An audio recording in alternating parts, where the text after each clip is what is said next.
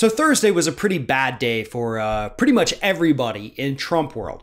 Obviously, first thing in the morning, we got news that Steve Bannon was arrested along with the other frauds from the We Build the Wall campaign. And then less than an hour later, a district judge in New York threw out a lawsuit brought by Donald Trump seeking to block a subpoena from Manhattan DA Cy Vance, seeking his financial records from his accounting firm, Mazars. So what did Trump do? Well, he freaked the hell out, and he had his lawyers file several immediate injunctions to prevent the subpoena from being enforced so that Cy Vance could not get his hands on those financial records. So let's back up, right? We do know several months ago, obviously, the U.S. Supreme Court said, listen, you are not immune from prosecution. You came in here, you made a very dumb argument that you can't be even investigated. That's not true. You can be investigated. You can be subpoenaed.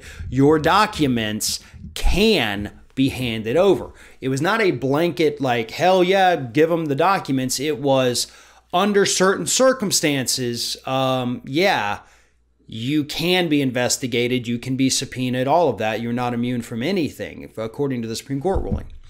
So after that, the administration, Trump's lawyers, filed another lawsuit seeking to block it. The first judge said, nope, you can't block it. Supreme Court said you can't. They have a valid reason for wanting these. You're out of line. So then yesterday, the most recent judge, the district judge, looked at the legal argument that they presented upon appeal, and he said, you guys are saying this is overreaching, that it's unfair. You've also provided zero evidence to prove anything you've said, and therefore I'm ruling on the side of the subpoena, on the side of the DA.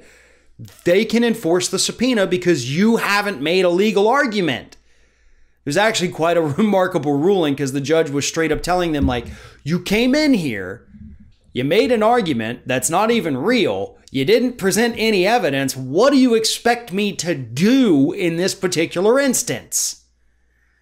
And that's the thing I think Trump is having his lawyers intentionally forget.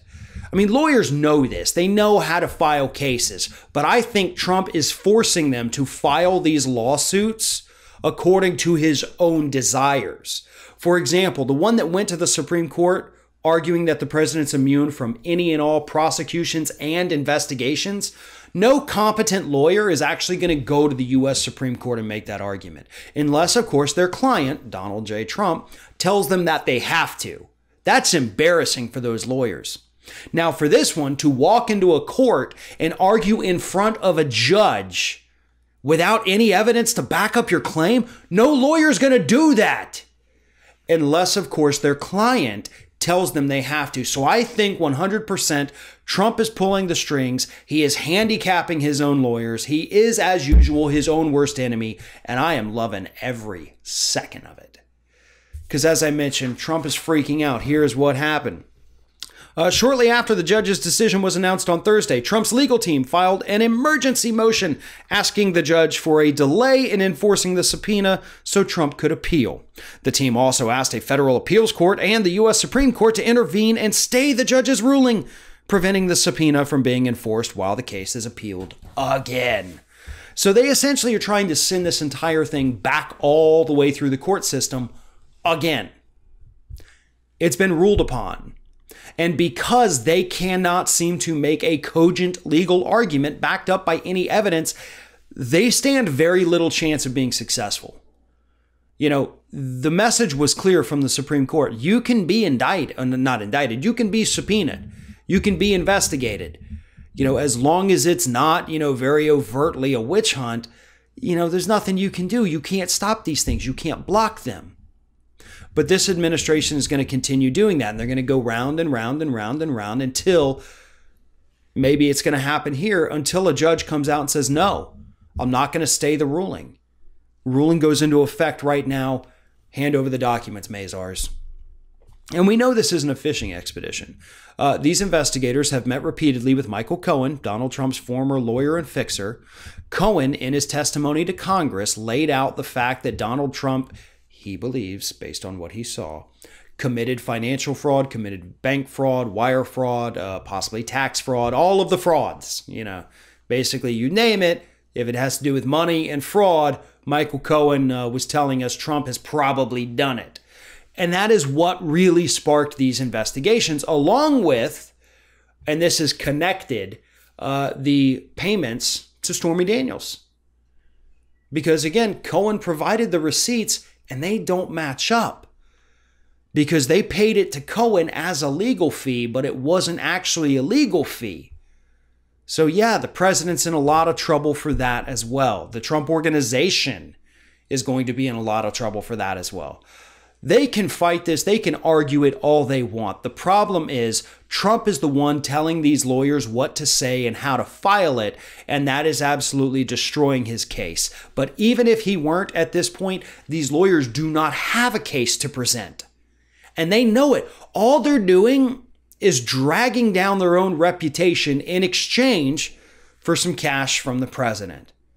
That's what's happening with these lawyers that Trump has hired. They know they stand no chance of winning, but they also know with President of the United States as their client, yeah, those are probably some pretty amazing billable hours that these attorneys are getting, and they don't care if they have to drag their names down as serial losers for the case. All that matters is how much money they get to put in their own pockets, right?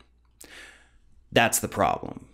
These guys, men, women, whoever they are, I don't even know, they should know this is a losing case. They have a losing argument because they've lost every single time they've gone in front of a judge, including at the Supreme Court.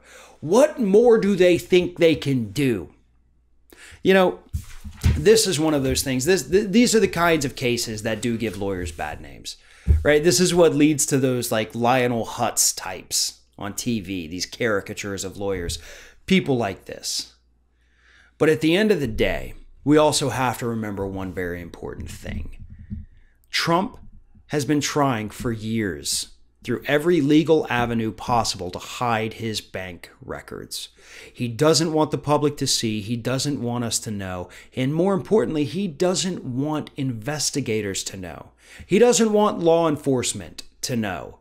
The guy that keeps tweeting out in all caps, "Law and order," is doing everything possible to stop actual law and order for coming to him. There is something. There's no doubt. You're lying to yourself if you think this man isn't trying to hide something or cover something up. He wouldn't have fought. He wouldn't have spent probably at this point hundreds of thousands of dollars on lawyers just to protect these financial records if there wasn't something in there that he knew was going to cause him a lot of legal problems. I think that's what we're dealing with, and that's the part we need to focus on. He wouldn't be fighting this hard if he didn't have something to hide.